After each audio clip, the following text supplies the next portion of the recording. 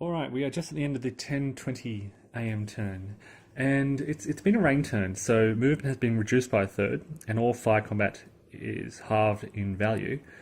But it's largely inconsequential because the French are really just gradually moving up and preparing for this assault on the Spanish positions. As you can see, they've focused almost all their efforts against the Spanish out here on the left.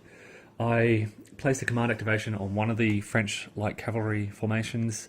The other one rolled for a light cavalry activation, so they were both active. Limited movement, but they were able to threaten the Spanish flank out here, and this Spanish cavalry is not prepared to fight against the French. They have relatively low morale, generally lower strength than the French units, and so they've just decided to pull back instead. I don't think they've pulled back far enough. If the French can get the jump on them in the next turn, they may well assault that Spanish cavalry. We'll see what happens, or charge the Spanish cavalry. Elsewhere throughout here, the French just preparing for their assault on the Spanish positions. You can see the French have pulled out a few skirmishers out here to harass these Spanish raw infantry units. They have very low morale. And behind the lines, the French is still moving up into the area. And you can see they've shifted all their efforts into this left-hand side of the battlefield.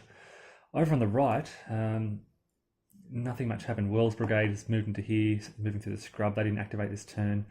We had the 7th Brigade here of Abercrombie moving into this gap. 4th Division just moving into the area here. Otherwise, pretty quiet out on this right, and it really begs the question whether the Portuguese and the English should cross this Rio Albuera and attack the French out here.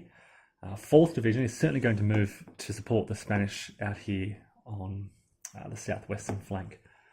They're behind the lines here, and they'll move straight through that open area.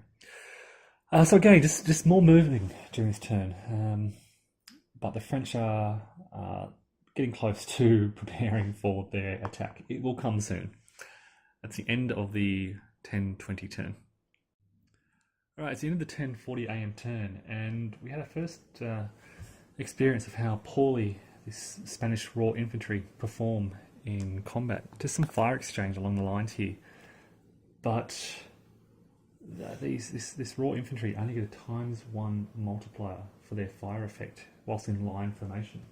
That's the Spanish raw infantry in line. Only I think 3 factors firing out, 3 increments firing out from that position, and then countered by this French Legere in line with a 3 times multiplier, and there's multiple units firing. They do a lot of damage, and they're already beginning to disorder these Spanish units defending.